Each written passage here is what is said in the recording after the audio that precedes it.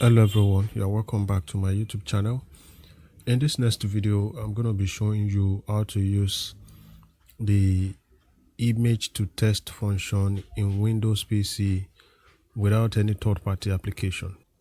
Now we are going to be using the window snipping tool for this. Just come right to the search bar here and search for snipping tool. So the next thing is to come and click on new.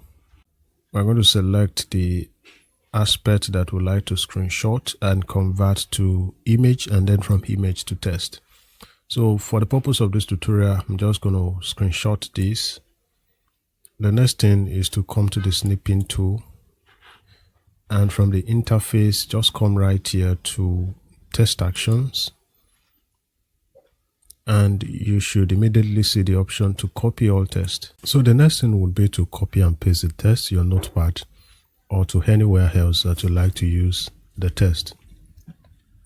So that's how to convert your images to text using your Windows PC without any other third-party application. I hope that's a useful one for you. Thank you for watching the video. Kindly subscribe to my channel and also like the video.